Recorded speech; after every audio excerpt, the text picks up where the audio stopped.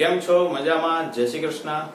So today I am here with the new lecture of chapter number 2 electric potential and capacitance. आज का जो topic है वो है the dielectric material in a capacitor. तो आपको पता चल जाएगा कि आज के टॉपिक का हीरो है डाइलेक्ट्रिक. तो डाइलेक्ट्रिक की जरूरत क्यों पड़ी वो पहले समझ लेते हैं. जैसे कि हमने अभी तक अपने चैप्टर में पढ़ा है पैरेलल प्लेट कैपेसिटर. तो आप पैरेलल प्लेट कैपेसिटर को देखोगे तो उसमें सेपरेशन होता है दो प्लेट का, जिसमें फर्स्ट प्लेट पे होता है plus Q charge and second plate पे होता है नेगेटिव चार्ज, और दोनों के बीच का सेपरेशन होता है डी.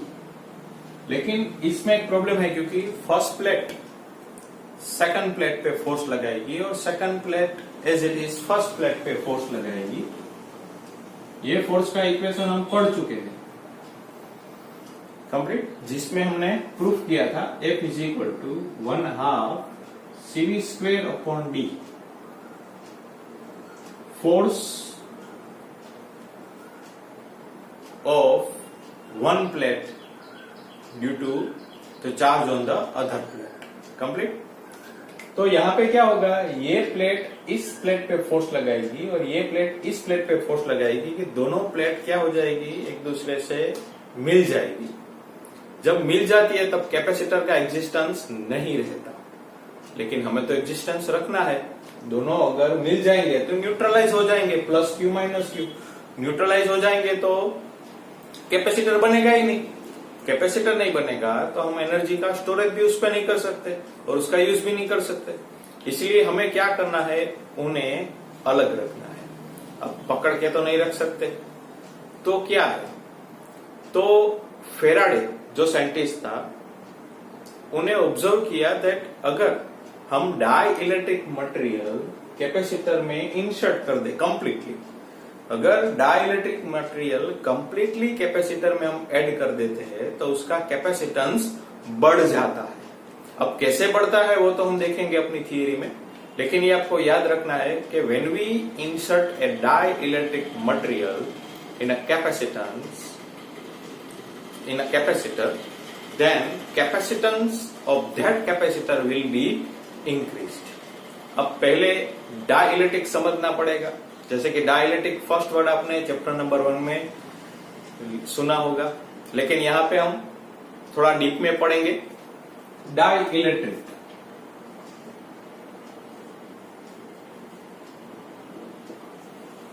अब बेसिकली तो कई लोग हैं, लेकिन कई बुक में डेफिनेशन है कि dielectric is nothing but a non conducting material. Non conducting material, non conducting material means जिसमें, अब आपको ये भी पता चल जाएगा, जिसमें हम ये भी बोल सकते हैं that does not allow current but allowed the development of electric field. So simple definition में हम ये भी कह सकते हैं that dielectric is an insulator that can be polarized by limited displacement of charge. तो ये पूरी कहानी है डाइलेक्ट्रिक की. आपको एक बार वापस रिपीट कर दूं, dielectric is nothing but non conducting material. जैसे कि आप ये 14 चैप्टर में पढ़ोगे, कोई भी मटेरियल को स्पेसिफाई, कोई भी मटेरियल उसमें स्पेसिफाई किस तरह किया जाता है, conductor, insulator and semiconductor according to its conductivity. Semiconductor का तो आपका पूरा चैप्टर ही है, तो उस हिसाब से उसको स्पेसिफाई किया जाता है. डाइलेक्ट्रिक क्या है, that is non conducting material. उसकी एक प्रॉपर्टी क्या है, that does not allow current. उसमें से वो करंट पास होने नहीं देती. लेकिन वो इलेक्ट्रिक फील्ड का डेवलपमेंट कर सकता है। कंप्लीट। सिंपल डेफिनेशन है, dielectric is an insulator that can be polarized by limited displacement of charge। तो अगर आप बोले कि सर थोड़ा अभी कंफ्यूजन, डिफरेंस क्या होगा, तो मैं बता दूं, अगर कोई कंडक्टर है उसको हम एक्सटर्नल इलेक्ट्रिक फील्ड में रखेंगे, एक्सटर्नल इलेक्ट्रिक फील्ड, तो यहां पे इस कंडक्टर के अंदर क्या होगा, इलेक्ट्रिक फील्ड से फोर्स लगेगा, और फोर्स तो आपको पता है नेगेटिव चार्ज पूरा इस तरफ आ जाएगा और पॉजिटिव चार्ज इस तरफ। पर यहां पे जो इलेक्ट्रॉन और प्रोटॉन होंगे वो कैसे होंगे, फ्री। इसमें हम यहां पे लिख सकते हैं सिग्मा फ्री, यहां पर भी sigma free. Sigma is nothing but surface charge density. Complete. तो ये दोनों का, और यहां पे इलेक्ट्रिक फील्ड कैसा होगा, इनसाइड इस तरफ, तो ये दोनों एक दूसरे को अपोज करेंगे। The total electric field inside the conductor is always zero. Inside the conductor electric field is always zero, ये तो हम पढ़ चुके हैं। अब ऐसी ही कहानी है डाई इलेक्ट्रिक की। अब डाई इलेक्ट्रिक मटेरियल है, उसमें चार्ज तो नहीं होगा क्योंकि हमने बोला है नॉन कंडक्टिंग और इंसुलेटर मटेरियल। जैसे ही हम उसको एक्सटर्नल इलेक्ट्रिक फील्ड में रखेंगे तो क्या होगा, फोर्स लगेगा, और फोर्स से क्या होगा, डाइपोल मोमेंट क्रिएट होगा। Dipole moment means one type of electric field, positive charge, negative charge, charge separation, limited, complete limited displacement of charge. तो यहां पे नेगेटिव चार्ज और यहां पे पॉजिटिव चार्ज पोलराइज्ड होगा। कंप्लीट। तो ये जो सरफेस चार्ज डेंसिटी होगी ड्यू टू पोलराइज होगी, सो हम लिख सकते हैं सिग्मा पी। और यहां पे कंप्लीटली इलेक्ट्रिक फील्ड जीरो नहीं होगा, ये भी आपको याद रखना है। In dielectric inside electric field never be zero, but in conductor inside electric field is always zero। Complete। अब डाइलेक्ट्रिक के टाइप्स देख लेते हैं। डाइलेक्ट्रिक के टू टाइप्स है, polar and non polar. Note कर लिया।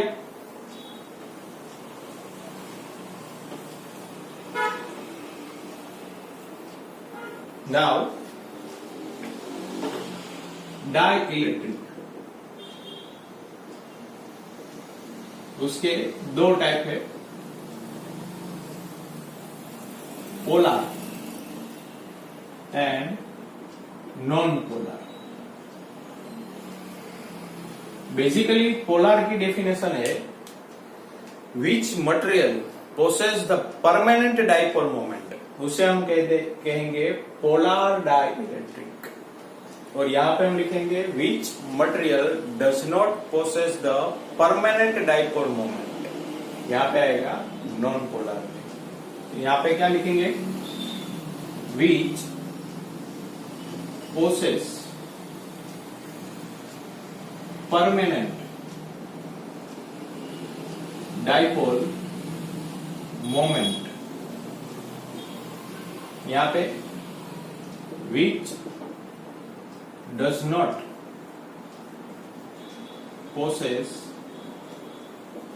permanent dipole moment।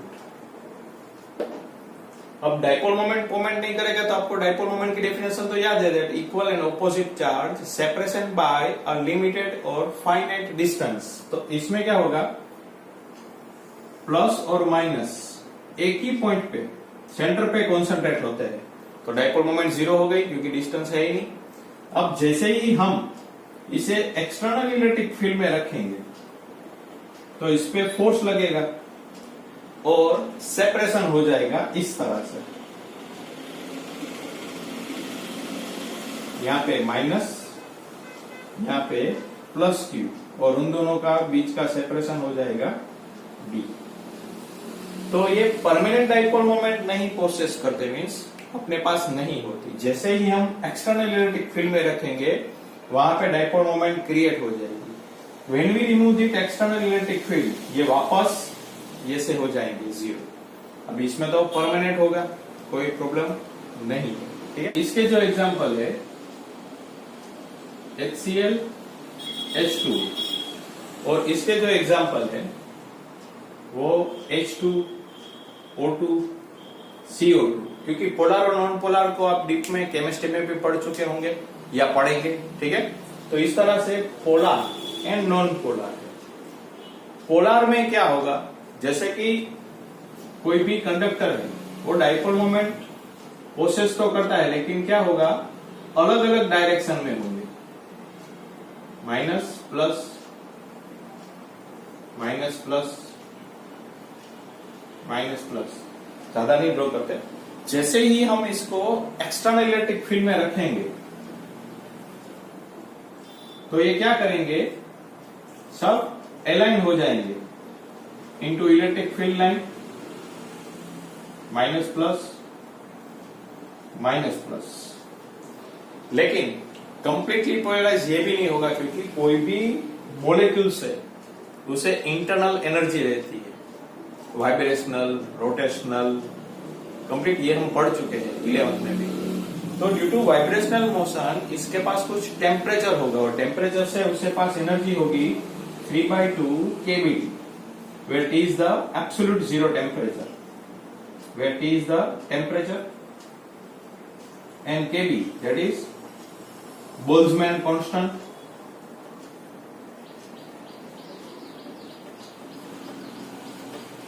Complete Boltzmann constant. अब अगर हमें इस एनर्जी को जीरो करना है और कंप्लीटली अलाइन कर देना है तो टी की वैल्यू जीरो होनी चाहिए, लेकिन हम पता है हमें कि हम absolute zero temperature practically achieve नहीं कर सकते, तो ये तो कभी कंप्लीटली अलाइन नहीं हो सकता। तो ये पूरी कहानी थी पोलर और नॉन पोलर की। तो बेसिकली आपको डेफिनेशन और एग्जांपल याद रखना है और दोनों के बीच का डिफरेंस भी याद रखना है। अब हमारी कहानी शुरू करते हैं। The dielectric material in a capacitor. Our topic is dielectric material in a capacitor. अब जैसे ही हमने बात की, अगर पैरेलल प्लेट कैपेसिटर है और उसके बीच में अगर कुछ है नहीं, मीन्स वैक्यूम है, तो प्लस प्लेट और माइनस प्लेट दोनों एक दूसरे पे फोर्स लगा के दोनों चिपक जाएंगे और न्यूट्रलाइज हो जाएंगे, तो कैपेसिटेंस का एग्जिस्टेंस जीरो हो जाएगा। लेकिन हमें तो कैपेसिटर रखना है। तब फेराडे नाम के जो साइंटिस्ट थे उन्हें पता चला कि when we completely insert the dielectric material in a capacitor, then capacitance of that capacitor will be increases. अगर कैपेसिटेंस इंक्रीज हो जाएगा तो हम उस पे जो स्टोरेज होने वाली एनर्जी है उसको भी बढ़ा सकते हैं। तो ये एक बेनिफिट था। कंप्लीट। सो डाई इलेक्ट्रिक मटेरियल, उसके बारे में अगर थोड़ा और बता दे, कोई भी मटेरियल हो उस पे एक चीज होती है दैट उसका dielectric material, dielectric constant के, और ये डिफरेंट मटेरियल पर डिफरेंट होता है। हर एक मटेरियल के लिए इसकी वैल्यू अलग अलग होती है और ये किस पे डिपेंडेंट करता है, टाइप ऑफ मटेरियल। कंप्लीट। इस तरह से अब जैसे कि हम पढ़े, ये एक कैपेसिटर है,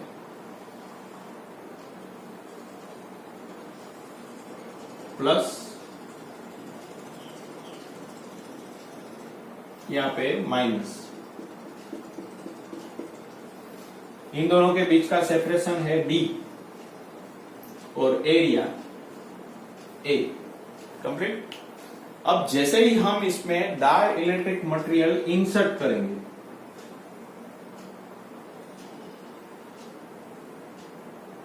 और एक्सटर्नल इलेक्ट्रिक फील्ड लगाएंगे E0, इसे हम आउटर भी बोलेंगे, external electric field, due to external electric field ये क्या हो जाएगा, पोलराइज्ड। पोलराइज्ड इस तरह हो जाएगा, माइनस प्लस माइनस प्लस, इसी तरह माइनस प्लस माइनस प्लस। अब ज्यादा ड्रॉ नहीं करते, ठीक है, इस तरह से पोलराइज होता जाएगा। लास्ट में ड्रॉ कर देते हैं यहां पे, माइनस प्लस माइनस प्लस। लेकिन देखा गया कि जो पास पास वाले प्लस और माइनस है, ये दोनों एक दूसरे को न्यूट्रलाइज करने लगे, एक दूसरे की इफेक्ट जीरो करने लगे। तो इसके बाद की फिगर कैसे हो जाएगी, इस तरह, प्लस यहां पे माइनस, और ये डाइलेक्ट्रिक मटेरियल, ये external electric field,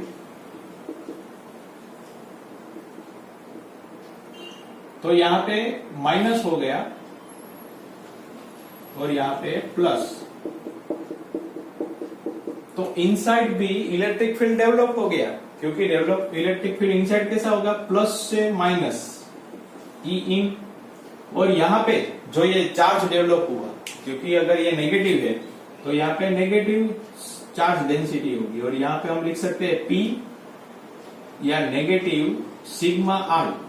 I means induced, यहाँ पे बाउंड भी लिख सकते हैं, P मीन्स पोलराइज्ड। इस तरह यहाँ पे होगा plus sigma I and plus sigma P, that surface charge density of that polarized charge, of that induced charge, of that bound charges, complete।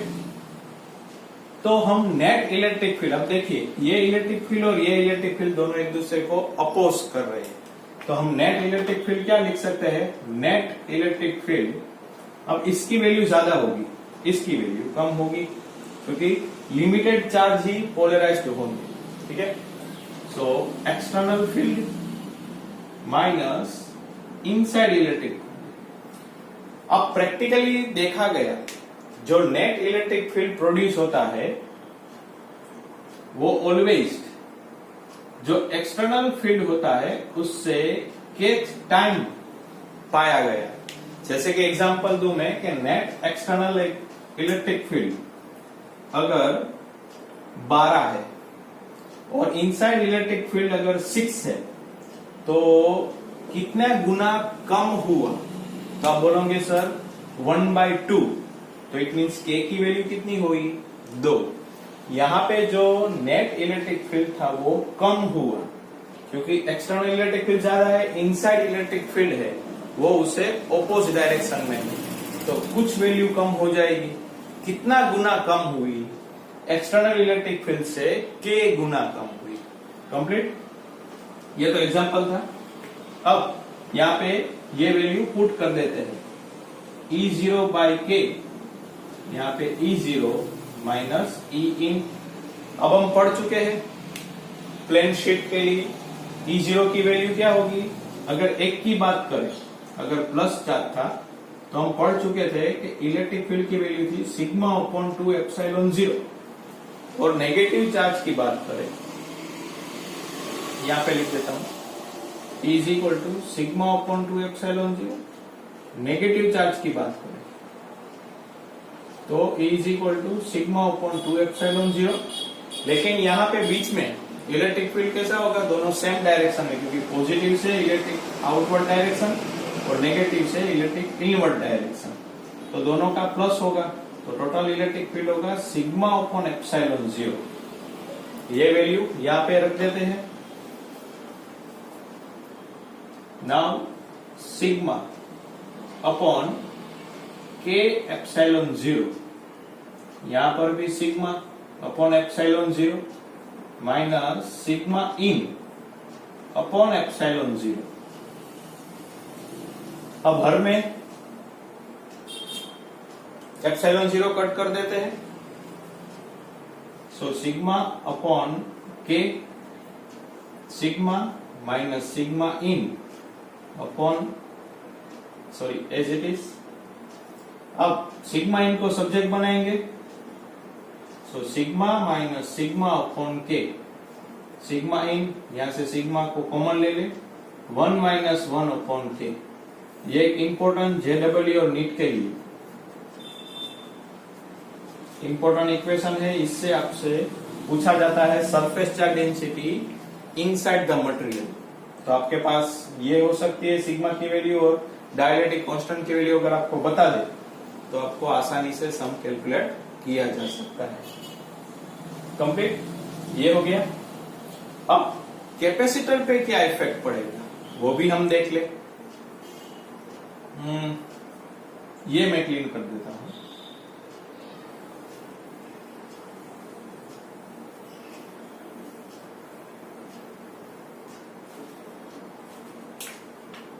External electric field ये। अब जैसे कि ये दो प्लेट के बीच का डिफरेंस, पोटेंशियल डिफरेंस अगर डेल्टा वी हो तो विदाउट डाई इलेक्ट्रिक, अगर विदाउट डाई इलेक्ट्रिक की बात करें देख V0 is equal to E0 into D, और विथ डाई इलेक्ट्रिक बात करें that V is equal to E into D. अब E की वैल्यू रख दे। E की वैल्यू क्या थी? एक्सटर्नल इलेक्ट्रिक फील्ड से kth टाइम डिक्रीज हो जाता है। ये वैल्यू यहां पर रख दे, E0 बाई के इंटू डी। तो हम पढ़ चुके हैं E0 इंटू डी, ये तो V0 हो गया, सो V0 बाई के।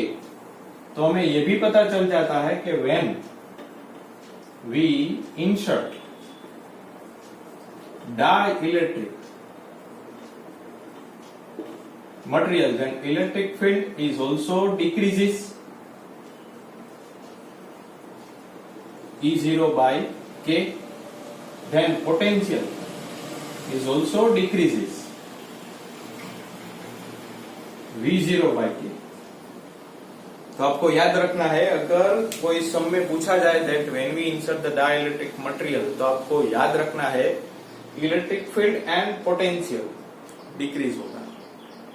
और वैसे ही जैसे फर्स्ट चैप्टर में मैंने बात की थी, वैक्यूम में अगर दो चार्ज हो और वही दोनों चार्ज किसी मीडियम में रखे जाए तो फोर्स की वैल्यू भी डिक्रीज होगी। ये भी आपको याद रखनी है, फोर्स की वैल्यू डिक्रीज होगी, इलेक्ट्रिक फील्ड भी डिक्रीज होगा एंड पोटेंशियल भी डिक्रीज होगा। अब कैपेसिटर की बात करते हैं, ये नोट कर लिए, यहां पे लिख देते हैं।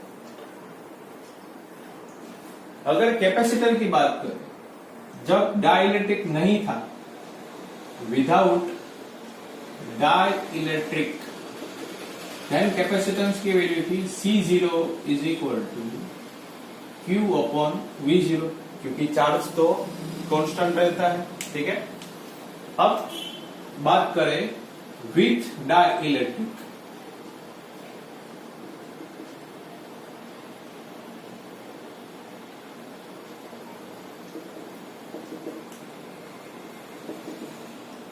तो विथ डाइलेक्ट्रिक में क्या हो जाएगा, कैपेसिटर Q अपॉन V। अब V की वैल्यू यहां पे रख दे, V0 by K, so C is equal to Q V0 by K, so C is equal to K Q upon V0। Q upon V0 तो होता है C0। देखिए, after inserting the dielectric material the capacitance of that capacitor will be increases। ये आपको याद रखना है। देखा, कैपेसिटर में इंक्रीज हुआ तो एनर्जी भी हम ज्यादा स्टोरेज कर सकते हैं, लेकिन इलेक्ट्रिक फील्ड, पोटेंशियल दोनों डिक्रीज हुए। ये आपको याद रखना है इलेक्ट्रिक डाइलेक्ट्रिक मटेरियल इंसर्ट करने को। ठीक है, प्लेट के लिए भी हम कर सकते हैं that C is equal to Q upon delta V। After inserting the dielectric material, potential becomes V0 by K. So C is equal to Q upon V0 into K। अब V0 की value रख दे, V0 की value है E0 into D, K Q। E0 की value है sigma upon epsilon 0 D into K। अब sigma की value Q upon A epsilon 0 D into K, Q से Q कट हो गया, so C is equal to A epsilon 0 upon D into K. ये हो गया। देखिए इस तरह भी प्रूफ हो सकता है that capacitance will be increase. ये आपको याद रखना है, ठीक है।